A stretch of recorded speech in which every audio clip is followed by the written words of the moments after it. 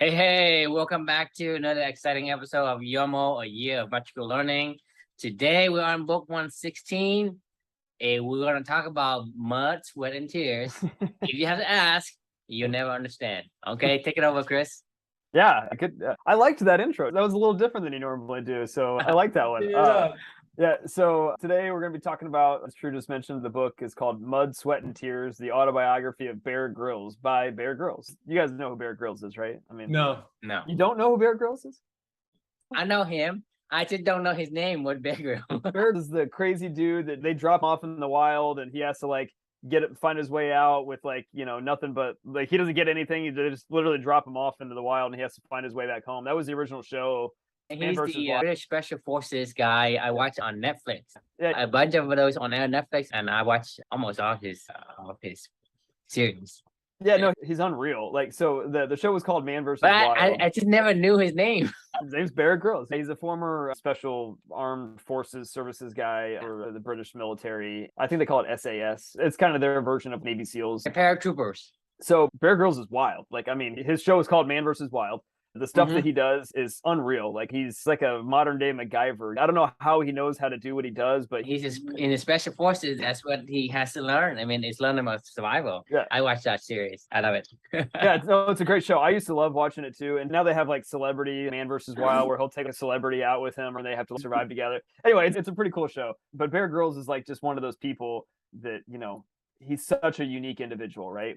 There's no other Bear Grylls in this world. The only other guy that I can think of that comes even close would be a dude the one guy that got stabbed by the stingray and died. Steve Irwin, yeah, or something like that. Where's that guy where you're like, oh my god, yeah, Steve Irwin. He's that crazy guy that hangs out with crocodiles and stuff. Bear Grylls is one of those dudes where it doesn't make sense, but it's amazing to watch when we see it from the outside, So that was actually the reflection title from this one is if you have to ask, you'll never understand. So as I was reading the book, the thought came up to me is why do we do what we do? And for most of us in this world, that's the ultimate question, right? It's what's our purpose? Why are we here? Why do we want to get up every day and go do what we do? And I think for most of us, I don't know about you guys, but before this whole journey for me, I kind of thought it was a bit of a myth. It was yeah, that's great, we all have a purpose, but I don't know what that means. And I don't know how you want me to just wake up every day and go do something. I didn't understand that didn't connect in my head in general, and I just kept doing what I was doing in my own life. And then you look over and you turn on the TV and you're watching the Discovery Channel and you see a dude like Bear Grylls and you're like, why does he do this? Where did it come from? How do you become Bear Grylls? It's and why can't I capture some of that magic is what I was thinking as I was reading through this book and thinking back of my previous life. And Bear said something in this book that just kind of stuck to me. And he was like, if you have to ask, you'll never understand. This is a quote from Bear Grylls. And I don't know why that quote just really stood out to me. And that's because of how I feel today, right? We're not supposed to understand Bear Grylls' purpose, that's the whole point of it. Only Bear needs to understand, what his purpose is in this world. And after reading this book, it's crystal clear that Bear has a purpose, right? This guy, his life is pretty amazing, actually. His purpose, in my opinion, came from, he failed a couple times in the SAS program to get through, and he just kept pushing and pushing and pushing. He was one of those dudes who just fought and never wanted to give up kind of thing. He kind of took that to the extreme a little bit, and he decided to do some other paratrooping stuff, and eventually he jumped out of a plane. He was jumping out of planes all the time. One of the days, his parachute didn't open, and he was lucky to be alive. It never opened, and he hit the ground, and he broke his back, and he was in the hospital for a year. He didn't know if he's ever going to walk again, kind of thing. And he was really young. He was only in his early 20s. And that fight back from just being able to walk every single day, all of his past life kind of caught up to him, of all the skills that he had learned. He just got this wild dream of hey, I'm not just going to walk again someday. I'm going to go climb Mount Everest. And that was his singular focus. And he just kept going and going until he ended up climbing Mount Everest. And he became one of the first British people, one of the, I don't know, it was only 10 people or something like that in Britain that had ever climbed Mount Everest before. He raised the funds, and he did it all on his own to just prove to himself that he could go do this thing, and he did it. He summited Mount Everest, and then he came back, and then Man vs. Wild happened, and here we are. We see Bear Grylls on TV, and we're like, man, this guy's wild, right? Well, that's the whole thing about purpose. Is you're not supposed to understand why he does what he does, but he understands why he does what he does, and he's motivated and he's driven by that every single day.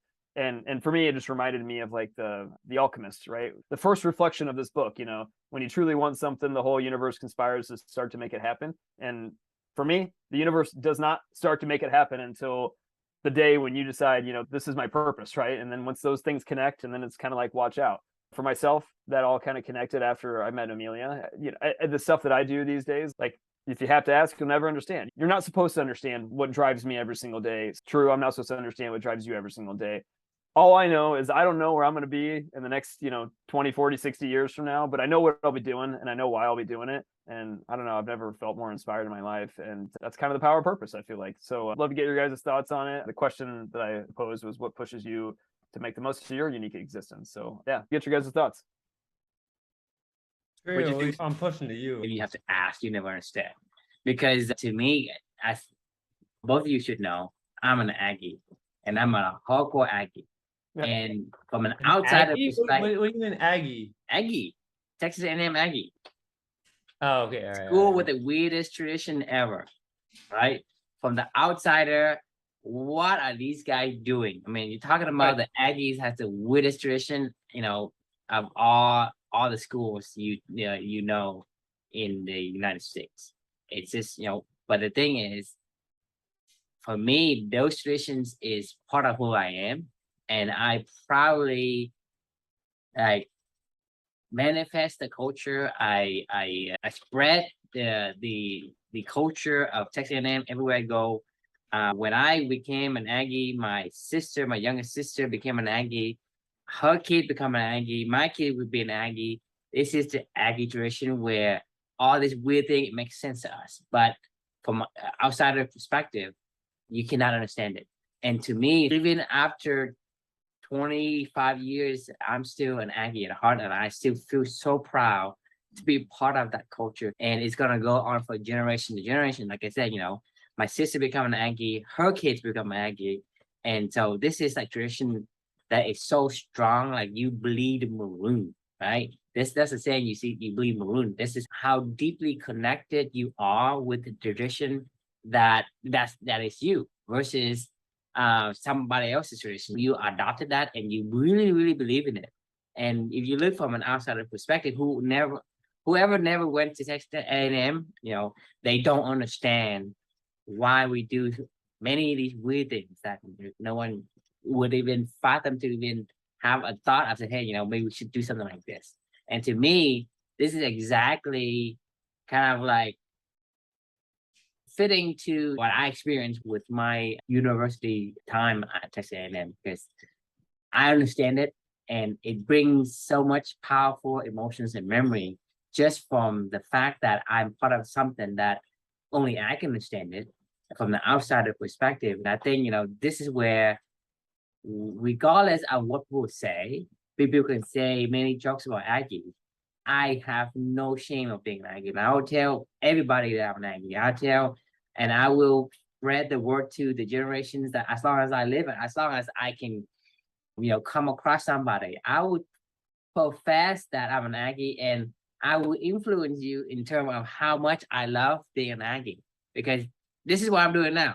I'm not being paid to advertise for Texas A&M, but this is to do because it's aligned with the values that I hold, right?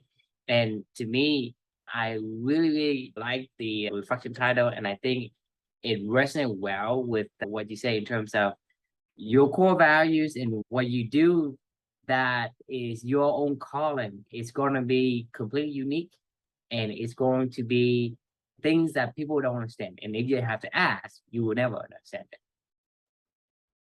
I think the idea of purpose in general, for me, is like that idea. Like, I don't need to understand your purpose, but I understand why you do what you, I understand how that purpose is driving you. You know what I mean? Like, that's kind of what I was meaning with your passion in terms of what people, I mean, you look at me, for example, right? Like I say, I'm 25 years out of school, and I speak to it. I see if I'm still in that, because right now I can go to any Aggie, say, hey, I'm a class of 2000, right? And I say, wow, oh, really? I'm a class of 2022 or whatever. The tradition carries on, right? And the purpose is so motivating from within that you actually drive it yourself. There is this traditions that once you delve into it, it becomes part of you, and it never ends, because even if I pass on, my kid's gonna have it, and my grandkids gonna have it, right? If you look at a lot of these Aggies graduates, most of the family will be an Aggies. There's gonna be some black sheep in the family that goes to the Texas University, right? But the numbers of Aggies versus the Longhorns in the family, it's gonna be a pretty outnumbered. It's just one of those things that it's harder to get out of it. Once you get out, it's just one of those things where you would not understand it if you're not an Aggie, but you understand why I'm so motivated because you know that I have a purpose and you know that weird tradition that Texas A&M have, it is actually resonating with me. That's the only thing. You don't know why, but you just do know there's a purpose and there's a reason why I'm so passionate and I talk so much enthusiasm about the culture that I experience. And I think the fun thing for people that don't understand it is to watch the fruits of the product that generates out of it, where you're like, I don't get it, but it's kind of cool to watch. It's like watching Tupac and Biggie. I didn't get their life. I don't know what was driving them, but they for damn sure enjoyed the output of it. And that's all that I need to know from the outside perspective, right? Is I will never understand what drove Tupac to want to, write about the stuff that he wrote about and perform the way that he wanted to perform. I would, but that's the point. It's like, if I have to ask, I'll never understand. Like if I went up to him, I was like, yo, hey, Tupac, where does this come from? And he'll be like, man, I can't tell you this. That's my entire life wrapped up into this one song that I made or this one output that I do every single day. I can't tell you what I get up, or I can, but you won't get it. That's the point. I can tell you guys all day long about living for Amelia, but you guys won't understand it. I won't understand it. I just know that you have a purpose. That's the only thing I understand. That you have a purpose and you are serious about what you do, right? But I would never understand because I cannot experience that. It's just not possible because everyone has their unique calling that they have to follow. Exactly the path you follow, that uniqueness, you will have something that no one can relate to. Right. And that's but what we can do is we can all get together and we can have this conversation and we can talk about it. And and that's we only know that guy is passionate about health. That guy's passionate about learning, whatever. He has a passion, and you know that what the passion is. You just don't understand the way that he or she understands it. Exactly. So you all day long about what does it mean to be an Aggie and to be part of that culture, but you would not understand the depth of what I feel. It's not possible. I cannot explain it, right? It's something that I can explain to you, and from an outsider perspective, you will never understand.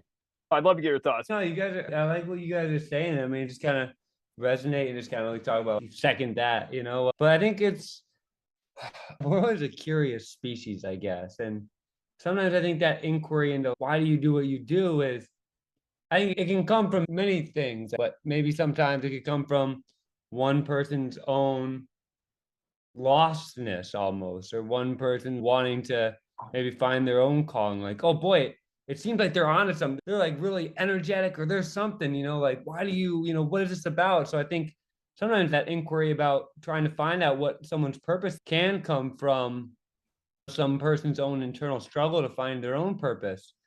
But I think that you're right that you can't really explain it sometimes. And yeah, like that, whatever that line was, if you have to ask, you'll never understand. And it makes me think about when you guys were talking about actually kind of the education circles about being woke or Black Lives Matter.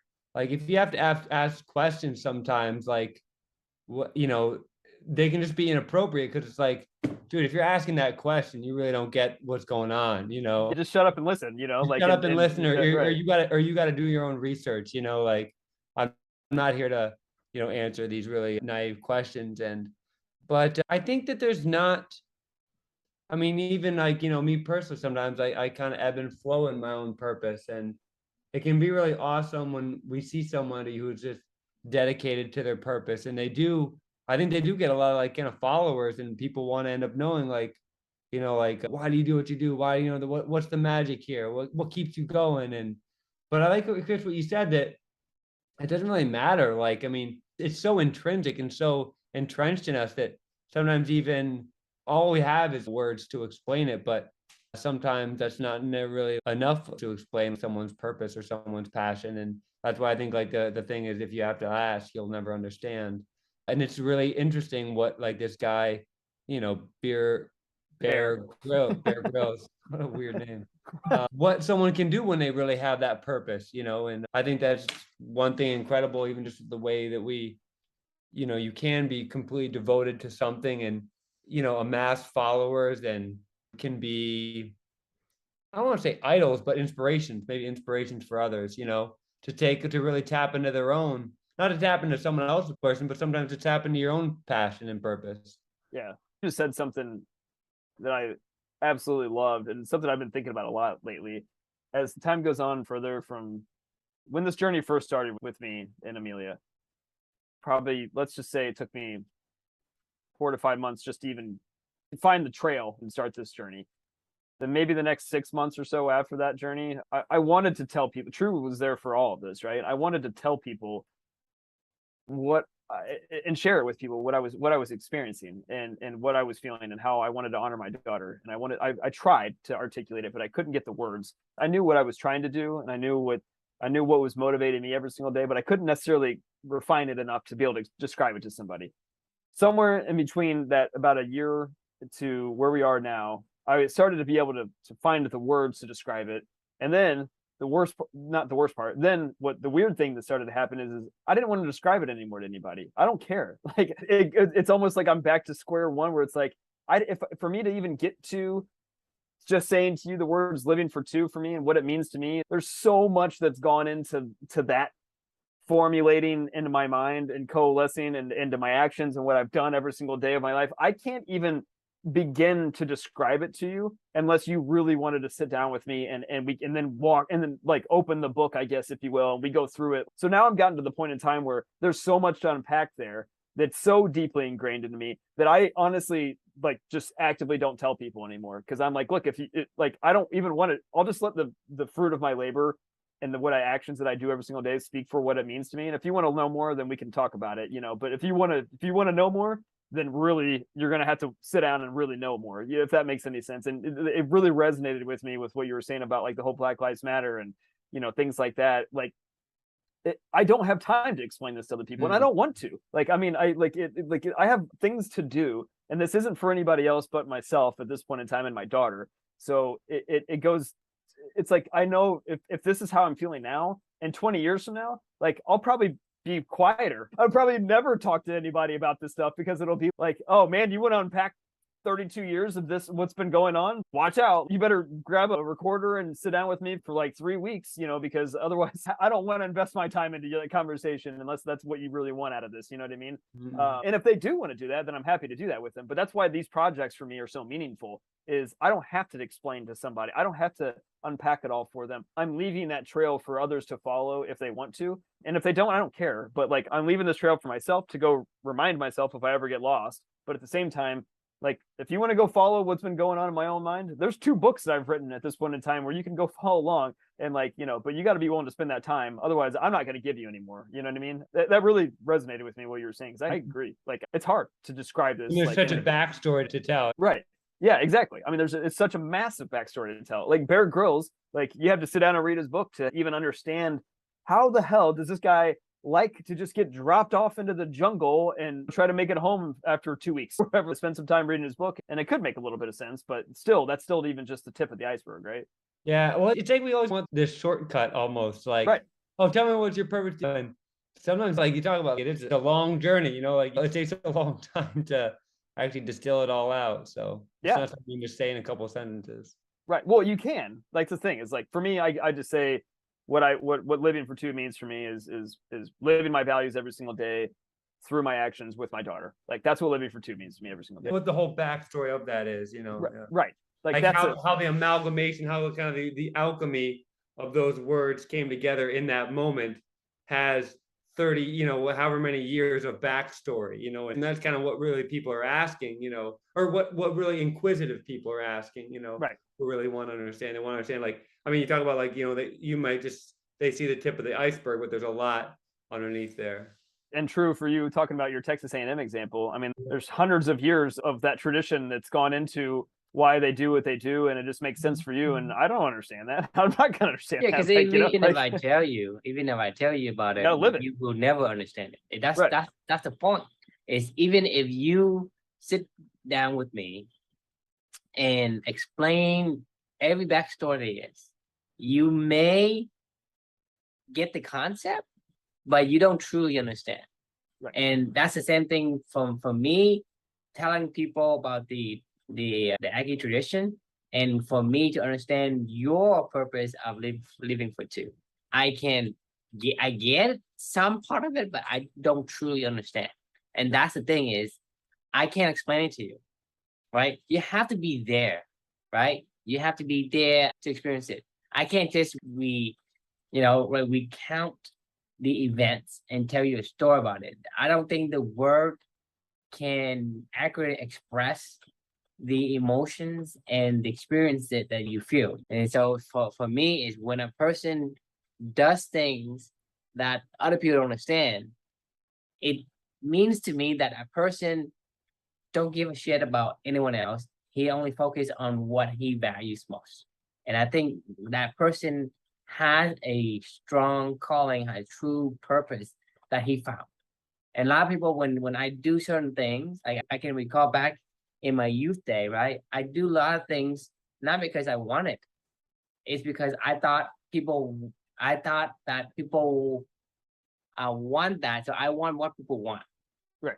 Right? People Right. tell me you should be this, you should learn that because of this and that. Is what they want that I think I want. I don't really know. And so I don't really understand it. But a person who does something that they truly understands, it's gonna be strange from an outsider looking in. And to 100%. me, when you have something that you do that's so unique and you are so into it that you are distracted from the noises around you, then you actually have found your purpose and your calling that you're supposed to do. Because imagine like everybody telling me, hey, Aggie is stupid, takes 4 person to screw a light bulb and all that, right?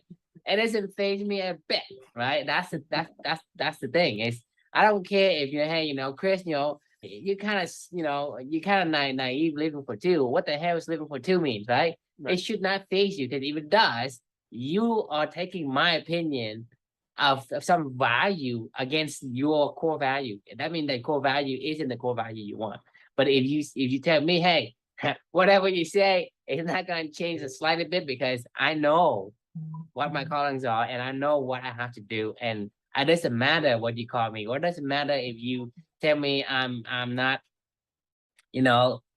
mature or whatnot. I don't care, right? That's to me, it's a celebration to have found the path that you're supposed to be on.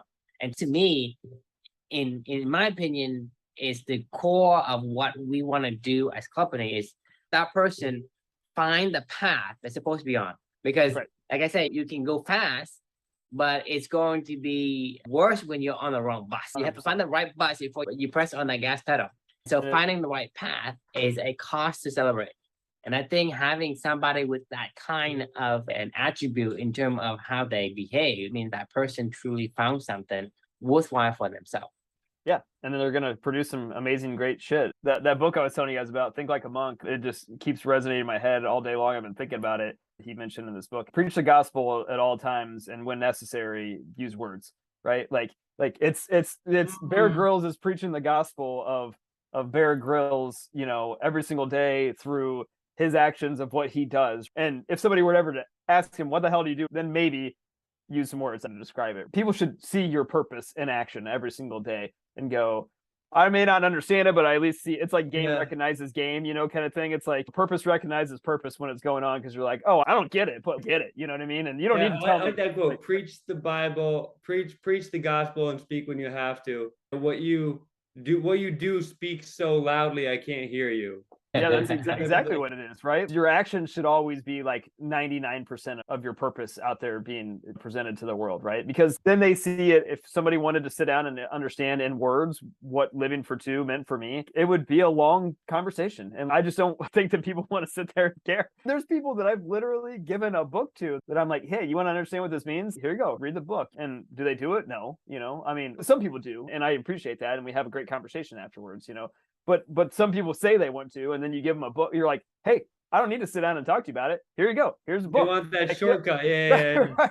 And they still won't do it, And then you're like, well, did you really? I mean, I'm glad I saved my time, because I could have spent 20 hours of my life, like investing into you, mentoring or whatever, and you really didn't want to know. You think you did, but you really don't, you know? Okay. All right. You guys have any final thoughts, anything? I feel like Well, I mean, like, I want I to. don't think that, but the point is you have to understand that everybody has a unique experience, and if you can find yours, it's gonna look weird from the outside, and that means that you're on the right path. That's like, kind of summary of this thing. Like when people think what you're doing is weird, and you really like it, Right. you are on the right path. I guess If everybody agrees with you, that means you're on the same path as them. And so that means that for whatever, it's close to your path, but not really your path. Mm-hmm. Because you're just doing what other people want, not what you want. Yeah, I like it. So what do you got? I guess I was just gonna answer the question, Dan. What pushes you to make the most of your unique existence? I guess my answer right now is just my own mortality. You mean like you're afraid of dying? Is that what you mean? I'm not afraid of dying, but the fact that death is gonna come. They only live once, and so I think that's what pushes me to better myself or to continue to adjust myself to live my unique experience and not fall into the traps of, or just keep traction on what I'm trying to become. So I think it's like, not necessarily the fear of mortality, but just the realistics of limited time here on Earth, Yeah. I mean, that's real for sure. I mean, if you're not living your own values, you're living somebody else's values. There's no other way around it, right? Like you're doing something for somebody every single day. So whether those actions you're performing are for yourself or for somebody else, but we didn't create values. I mean, the values of individualism, preparation, generosity. I mean, we didn't create those. I haven't heard us say a new word yet, in That's terms true. of values. So I don't think we necessarily are creating values. No, I agree. I don't disagree with that at all. I think we can create a unique mixture of it, though. These values are what we observe and what we label them. I mean, generosity is something we label. It's somebody, they exude or manifest a generosity nature. Then we say, hey, he's generous, right?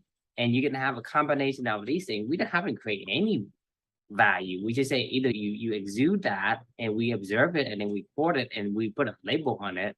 Yep. All it is just a way of being, It's your action. It's like making a cherry pie versus a pecan pie. We all have access to the same ingredients in life. It just is whether or not you choose to make your own pie or you're going to eat somebody else's pie. And you're going to go, man, how'd you make that blueberry pie? It's delicious. My unique recipe. You do a little bit of courage. You do a little bit. Yeah, exactly. Yeah. I mean, yeah. It's either you're either asking me how I made this amazing dessert, which could have come from 50 years of tinkering, or you're just eating this beautiful pie at the end of it, or you either understand, you're like, man, I don't know where that pie came from, but I know I can make a damn good pie on my own, And I don't know. I mean, I think maybe when they educate younger people, they do talk about values more, but I feel like, kind of in this, is it non-secular means non-religious? I always get confused with that word. Secular means non-religious, right? No, I think secular means religious. So okay. So like, I feel like, high school is really like non-secular, and like, we don't really talk about a lot about secular is not subject by religious rules. Yeah. So secular would mean like, absent from the church. So like in high school, I don't think, at least like it, like I feel like you really don't talk about like values as much. And yet, which I think is unfortunate, because I think those are actually, like they talk about making pies, those are actually the ingredients that actually make someone successful and happy. And I think it's, we are disempowering kids sometimes by just trying to teach them like, meticulous ways of solving the algebraic equation or writing an essay, and not talking about values more. They have that Think Like a Monk book. He was talking about the kids that come to the ashrams or whatever when they're learning these things, and they're like 5 years old in India and stuff like that. And the first thing that they teach them is breathing. And they're like, why is that the first thing you teach kids? And they're like, that's the only thing that you can have control over for your entire life, in terms of what you do and what you don't. Like talk about the basics and fundamentals, right? I agree with you. We don't really teach the tools of how we teach the outcomes, like we teach, hey, this is a blueberry pie, right? Like, but you don't get taught how a blueberry pie is made often, you know what I mean? Or like just how to be a human. They should have a how to be a human class in school, I think that would go a long way. I agree with you. I mean, and you're an educator, right? So like you see this stuff every single day. I mean, how many of your kids, if you ask like, what do you like to do and why do you like to do it? What do you think they would say? They would look at you really weirdly. Be like, what do you mean? I Play baseball. Fortnite. Yeah, I play Fortnite. What do you mean? Like, that's what I do. Like, Yeah. I look at my phone. Like, that's it. It is a skill that is lacking for sure. But awesome, fellas. All right, any final thoughts, or you guys ready to wrap for the night? Yeah, let's wrap. Like a good old taco. All right, good deal. So thanks for everybody for joining. The question we can leave with y'all is, what pushes you to make the most of your unique existence? And thanks for tuning in, and we will see y'all tomorrow. All right.